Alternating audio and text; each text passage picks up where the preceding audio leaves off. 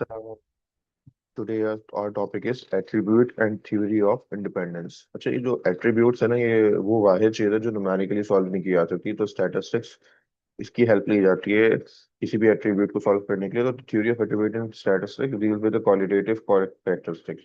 तो qualitative characteristics है उनकी स्टडी जो हम करते हैं एट्रीब्यूट से लाते हैं ना। बेसिकली किसी के एट्रीब्यूट्स मतलब बहुत सारे लोगों को आपने देखना स्टार्ट किया, सबके आई कलर्स को नोट करना स्टार्ट किया, तो उनके एट्रीब्यूट्स है ना वो। ठीक है।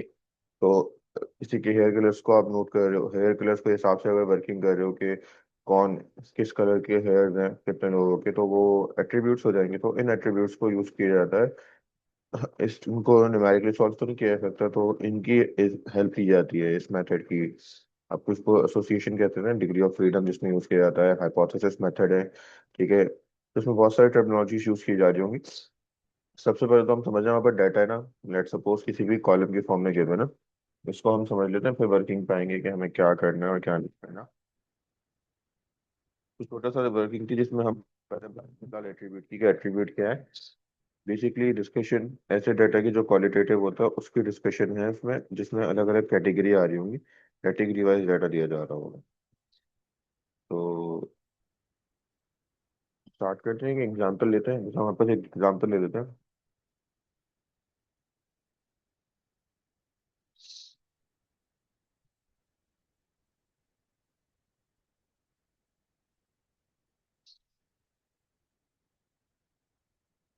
मैंने एट्रीब्यूट्स ले रहा हूँ कुछ।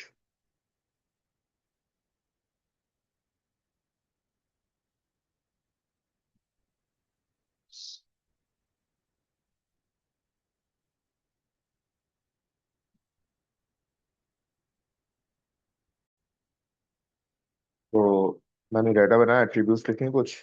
एट्रीब्यूट में पहला एट्रीब्यूट है मेल और फीमेल्स का, और दूसरा एट्रीब्यूट है लिटरेट और इलिटरेट, मतलब पढ़े लिखे और पढ़े लिखे नहीं है। तो लेट सपोज ये जो बॉक्स है ना, इसको हम लेट सपोज अगर इसको ए कह रहे हैं और इसको बी कह रहे हैं, तो ये अल्फा हो जाएगा और ये बीटा हो जाएगा। लिखने के तरीके डिफरेंट हो सकते हैं, बट आपको मेन मकसद समझ में आना चाहिए। अगर आप बुक की तरफ जाओ तो बुक वाले इसको फिर इस तरह कहते हैं। बुक में इस तरह लिखा हुआ है कि ये अल्फा हो जाएगा, ये बी है और ये बीटा हो जाएगा। अब आपके पास ना, देखें टोटल की बात करें यहाँ पे, तो यहाँ पे टोटल आ रहा होगा। अब टोटल क्या है, बेसिकली यहाँ पे बता रहा हूँ टोटल मेल कितने हैं। तो टोटल मेल यहाँ पे आ जाएंगे, जिसमें ए को हम मेल से रिप्रेजेंट करें, टोटल मेल हो जाएंगे। ठीक है। और ये टोटल फीमेल्स रिप्रेजेंट कर रहा है, तो यहाँ पे अल्फा आ जाएगा। ये टोटल लिटरेट्स को रिप्रेजेंट कर रहा है, तो ये बी आ जाएगा। और ये बीटा मतलब इलिटरेट्स को रिप्रेजेंट कर रहा है। ठीक है। और इन सबको प्लस करें, भले वो रॉ में करें या कॉलम में करें, तो टोटल एन कहलाता है। तो ये नंबर्स आपको पता होना चाहिए कि कैसे हैं। यहाँ पे जो फर्स्ट बॉक्स है ये रिप्रेजेंट कर रहा है ए और बी, मतलब लिटरेट मेल। और ये रिप्रेजेंट कर रहा है ए और बीटा को। मेल जो इलिटरेट है उनकी बात हो रही है। ये है अल्फा और बीटा को, अल्फा और बी को मतलब कितनी फीमेल हैं जो लिटरेट हैं। और ये है अल्फा बीटा को, कितनी फीमेल हैं जो इलिटरेट है। ठीक है। अगर आप इन एट्रीब्यूट्स को थोड़ा सा फॉर्मूलाज को वर्किंग कर लो तो और आसानी हो जाएगी कि A B plus A beta बराबर है ए के। बस आपने याद रखना जिसमें जो अल्फा जिस सम के अंदर, जिस सीक्वेंस के अंदर प्लस करते हुए जो एट्रीब्यूट रिपीट हो जाए, मतलब ए हो भले बी हो या बीटा हो या अल्फा हो या तो वो उसका सम हो जाएगा। ठीक है। इसी तरह आपके पास अगर मैं बात करूं अल्फा, ये बीटा, अल्फा और बी को अगर प्लस करें और प्लस करें अल्फा और बीटा को, तो आपको पता है इसमें अल्फा रिपीट हो रहा है, तो ये बराबर हो जाएगा अल्फा के। ये हमने रॉ की फॉर्म में देख लिया। अब कॉलम पे आते हैं, कॉलम में ए बी और alpha beta, A B plus alpha B. तो इसमें बी रिपीट हो रहा है इसलिए टोटल बी हो जाएगा। और अगर मैं बात करूं ए बीटा प्लस अल्फा बीटा, इसमें बिकॉज बीटा रिपीट हो रहा है तो इस सबका समीशन बी बीटा हो जाएगा। और एक और चीज, अगर मैं ए को प्लस करूं अल्फा से या बी को प्लस करूं बीटा से, तो आंसर मेरे पास क्या आएगा, एन। दोनों का आंसर सेम आएगा, वो है एन। तो आपके पास इसकी ये नोटेशंस हो गए जिनको हम यूज कर रहे होंगे, तो आप बाद में लेके परेशान ना हो। ठीक है। इसी से हम इंफॉर्मेशन एक्सट्रैक्ट करेंगे। इसी का हम एक डाटा ले लेते हैं, आपको बात समझ में आना स्टार्ट हो जाएगी। जो अभी वर्किंग की है बिल्कुल सेम वर्किंग पे ही जस्ट एक डाटा ले लेते हैं।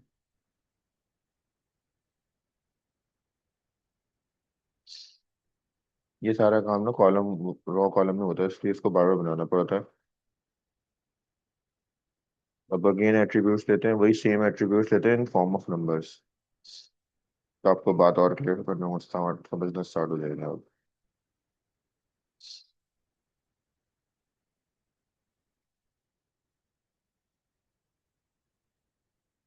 लिटरेट्स,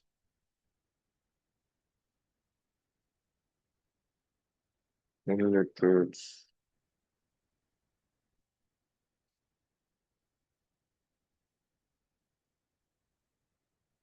और टोटल।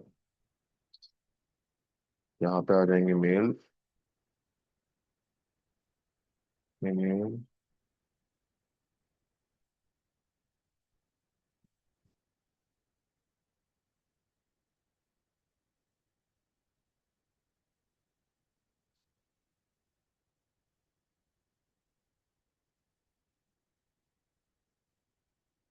अब नंबर्स लिखना स्टार्ट करते हैं। बात समझ में आ रही, लेट सपोज यहाँ पे 280 मेल्स हैं जो लिटरेट्स हैं, और 330 जो मेल्स हैं वो इलिटरेट्स हैं। 150 मेल फीमेल्स हैं जो लिटरेट्स हैं, और 250 जो है वो इलिटरेट्स हैं। ठीक है। तो अगर बात की जाए कि कितने मेल्स लिटरेट्स हैं और फीमेल लिटरेट्स हैं, तो यहाँ पे कॉलम में प्लस करेंगे तो इसका आंसर आ जाएगा 430।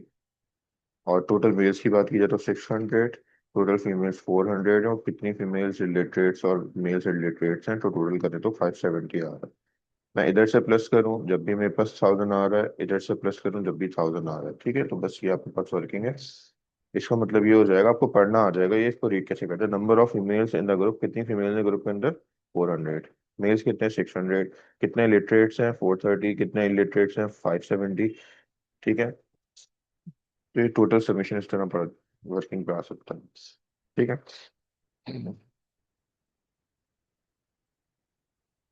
आगे बढ़ते हैं, इसके इन्हीं क्वेश्चंस को वर्किंग करके हम आगे किस तरह से फाइंड आउट कर सकते हैं। लेट्स सपोज एक क्वेश्चन दिया हुआ है हमें। ठीक है, हमने जो मेथड पढ़ा उस मेथड की हेल्प से हम वर्किंग कर सकते हैं। एक एग्जांपल हमें दे दिए, उसमें कहा हुआ है कि हमें ए बी पता है, वो है 35। और ए पता है, वो है 55। और एन पता है, वो है 100। और बी पता है, वो है 65। Calculate missing values. वहाँ पर जो एट्रीब्यूट्स हमने डिस्कस किए ना अभी, जो हमने उनकी नोटेशंस पढ़ी हैं, वो जितनी भी चीजें मिसिंग है वो सब पॉइंट करना है। तो हमें एक बात पता है, ये अगर हमें ए का समेशन बनाना है, क्योंकि ए की बात की हुई है, तो हमारे पास क्या है, ए बी प्लस, हमने पढ़ा था ए बी प्लस करें अगर ए बीटा से तो वो बराबर होता है 50। सॉरी, डायरेक्ट लिख रहा हूँ मैं। वो बराबर होता है टोटल ए के। मैं लिख देता हूँ मिसिंग क्या क्या है हमारे पास। हमारे पास ए बी है, ए है, एन है, ए बीटा मिसिंग है, अल्फा बीटा मिसिंग है, बी एल्फ ए बी तो हर है, अल्फा बी मिसिंग है, और सिर्फ अल्फा की वैल्यू मिसिंग है, और सिर्फ बीटा की वैल्यू मिसिंग है। ये टोटल 5 वैल्यू मिसिंग है, और हमें 1 2 3 4 वैल्यूज गिवन है। ठीक है, तो हमें ये पता है कि A B plus A beta बराबर है ए के। ए बी की वैल्यू हमें पता है वो है 35। और ए बीटा की वैल्यू हमें मालूम करनी है सबसे पहले, तो वो आ जाएगा, और ए की वैल्यू पता है 55, तो 35 उधर जाके माइनस होगा, तो ए बीटा की वैल्यू आ जाएगी 20। सिमिलरली हम अगर हमें बी की वैल्यू भी पता है तो बी का भी फॉर्मूला बना सकते हैं। बी का फॉर्मूला क्या बनेगा, बी का फॉर्मूला बनेगा आपके पास alpha B plus beta B बराबर होता है टोटल बी के। बस मैं अल्फा बी भी नहीं पता, बीटा बी भी नहीं पता फिलहाल, तो चले इसको ऐसे रहने देते हैं इक्वेशन। इसको फिलहाल ऐसे रहने देते हैं, याद रहेगी इक्वेशन है। और हमारे पास फॉर्मूलाज कौन से होते हैं, ऊपर से नाम लिख लेते हैं। टोटल।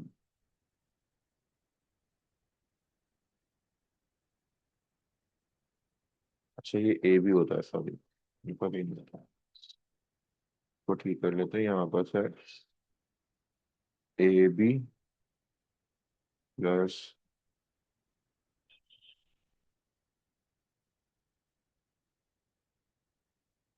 ए बी प्लस अल्फा बी,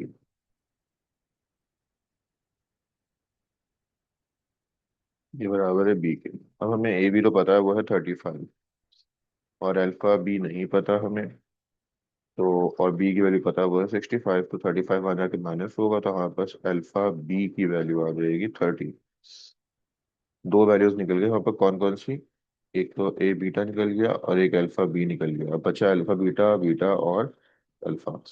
ठीक है, अब अल्फा बीटा कैसे निकलेगा? अल्फा बीटा की हमारे पास कंडीशन होती है, अल्फा बीटा यूज होता है इस फॉर्मूले में और इस फॉर्मूले में। अब इन दोनों फॉर्मूले में अल्फा बीटा हमें नहीं पता, बट हमें सिर्फ अल्फा और सिर्फ बीटा की वैल्यू भी नहीं पता। तो अगर हम वर्किंग करने जाएं तो हमें ये बात पता है कि ए अल्फा, हमें ये बात पता है कि टोटल एन जो है उसमें ए प्लस अल्फा बराबर होता है एन के, और इसी तरह बी प्लस बीटा भी एन के बराबर होता है, मतलब टोटल समीशन आ जाती है। तो हमारे पास ए पता है, तो सेल्फ से हम अल्फा भी फाइंड कर लेंगे और बीटा भी फाइंड कर लेंगे। ठीक है, तो ए की वैल्यू हमें पता है, वो है 35 प्लस अल्फा अननोन है, और एन की वैल्यू क्या है हमारे पास? 100। सेम काम हम उसके लिए भी कर लेते हैं, बीटा के लिए भी। बी की वैल्यू हमें पता है, वो है 65, और ये 55 है।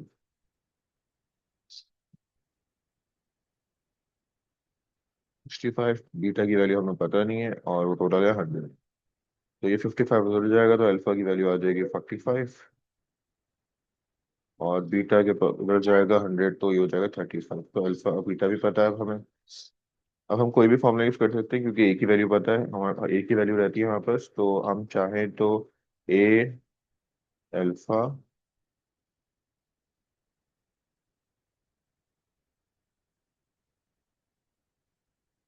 वहां पर होता है, ये दो फॉर्मूला हम इनमें से कोई भी यूज कर सकते हैं। तो हम यूज कर लेते हैं अल्फा बीटा, अल्फा बी और alpha beta. Alpha B plus alpha beta बराबर है हमारे पास अल्फा के, मुझे अल्फा रिपीट हो रहा है इसके अंदर। तो अल्फा बी की वैल्यू हम निकाल चुके हैं, वो है 30। अल्फा बीटा हमें फाइंड करना है, और अल्फा की वैल्यू हमने ऊपर निकाली है, वो है 45। तो अल्फा बीटा हो जाएगा हमारे पास, फिर माइनस करने के बाद 15। तो हमने रिमेनिंग एट्रीब्यूट्स एक दो तीन चार पाँच, पांचों एट्रीब्यूट्स निकाल ली। सिर्फ हमें चार गिवन थे, उसमें अगर टोटल ना गिवन होता तो फिर बहुत मुश्किल हो सकती थी। ठीक है, अब हमें एसोसिएशन फाइंड करनी है, कि जो इनके बीच में एसोसिएशन होती है, जो लिंक होता है इन वैल्यूज के बीच में, दे आर पॉजिटिव और नेगेटिव। ठीक है, करना क्या होगा, जो हमें ए भी निकालना है ना, वो सिंपल सी कंडीशन है, मुश्किल नहीं है। लेट सपोज अगर हम बात कर रहे हैं एसोसिएशन हमारी पॉजिटिव है या नेगेटिव है, मतलब वो जो लिंक है, हमारी एट्रीब्यूट्स हमने जो इंट्रोड्यूस किए हैं, उनके बीच में लिंक है कैसा? या तो वो पॉजिटिव होगा या नेगेटिव होगा। अब कंडीशन बहुत सिंपल सी है, जैसे हम किसी की भी बात करें, फॉर एग्जांपल आसान सी बात कर लेते हैं, हम बात कर रहे हैं लेट सपोज ए बी की, जो हम ए बी निकालते हैं। तो अगर ए बी का आंसर हमारा बड़ा हो, और अगर हम ब्रेक करके लिखें ए मल्टीप्लाई टोटल ए को बी से मल्टीप्लाई करें और डिवाइड कर दें एन से, उससे, तो इसका मतलब है एसोसिएशन जो है वो पॉजिटिव है। It will be known as association, positive association. जैसे हमने एग्जांपल ली थी ना, association between illiteracy and poverty, मतलब वो पॉजिटिव है।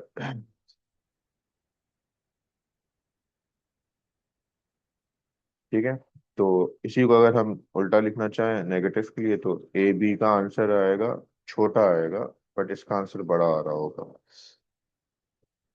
मतलब ए और बी के बीच में एसोसिएशन वीक हो जाएगी। ठीक है, यही सेम हम चीजें अल्फा बीटा और बाकी डिफरेंट चीजों के लिए यूज कर सकते हैं।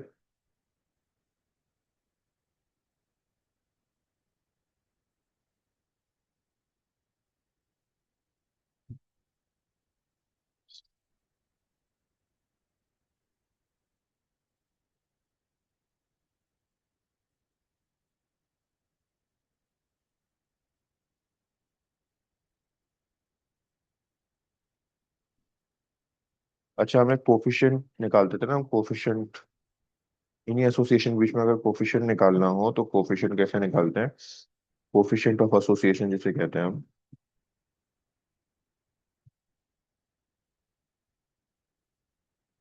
तो इसका फॉर्मूले का नाम भी है, इसको हम कहते हैं, इस फॉर्मूले को यूलिस कोफिशिएंट। की जो एसोसिएशन है ना हमारी, A beta, A alpha, A B, इस तरह करके इन एसोसिएशन के बीच में जो कोफिशिएंट निकालेंगे जिसको हम क्यू कहते हैं, जिसे हम डेरिवेशन में निकालते हैं ऐसा कुछ। तो ए बी अल्फा बीटा मतलब क्रॉस मल्टीप्लाई, माइनस दूसरा क्रॉस मल्टीप्लाई, और डिवाइड बाय इन्हीं को प्लस कर लेंगे। तो ये तो मैंने, ये बी होना चाहिए। तो ठीक है, इन्हीं वैल्यूज को हम नीचे क्या करेंगे, प्लस कर लेंगे, तो इससे कोफिशिएंट पता चल जाएगी, वो कोफिशिएंट के एसोसिएशन कहते हैं। ठीक है, तो ये यूलिस कोफिशिएंट कहलाता है, इसका नाम है यूलिस कोफिशिएंट।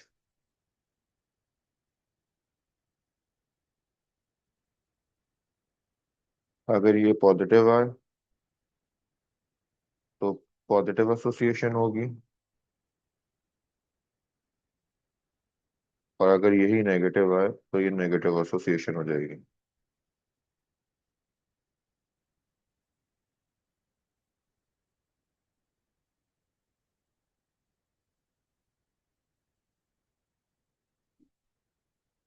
एक एग्जांपल कर लेते हैं इसकी, फिर हम अपने मेन मेथड पाएंगे जिसको हम हाइपोथेसिस कहते हैं, जिसमें हमें बताना होगा, डिसीजन लेना होगा कि whether the given condition is true और फॉल्स। ठीक है, हम बना लेते हैं अपना टेबल।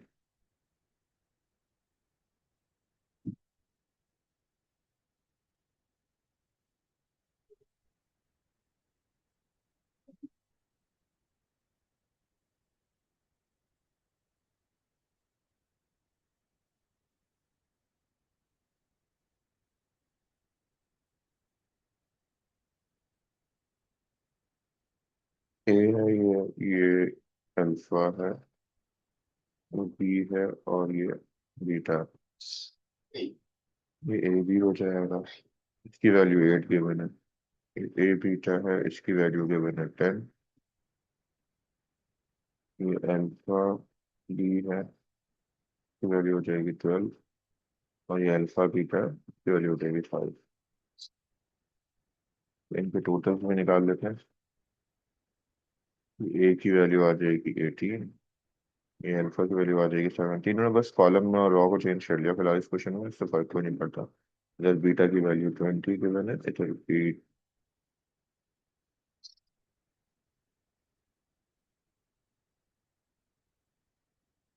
बी की वैल्यू है, और ये बीटा की वैल्यू है 15, और टोटल आपको दिया हुआ 35। ठीक है, अब एसोसिएशन का फॉर्मूला जो हमारे पास था उसी हिसाब से हम यूज करते हैं।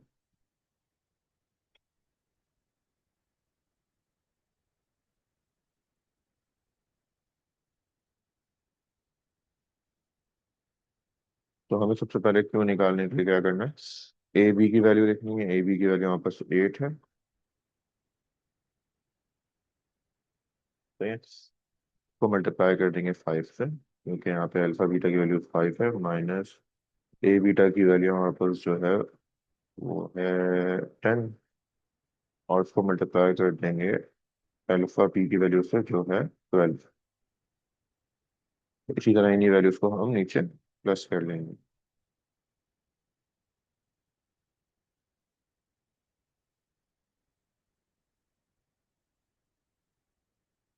तो इसका आंसर है 40 minus 120 divided by 40 plus 120।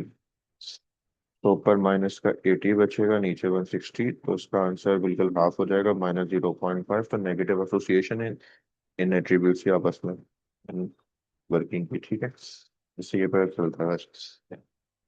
Next topic देखेंगे इसके बाद हम, जिसमें हमारे पास, जिसको कंटिजेंसी टेबल कहते हैं, टेस्ट ऑफ इंडिपेंडेंस होता है, जिसमें हम बताते हैं कि हमारा जो assumption है वो ट्रू है या फॉल्स है। ठीक है।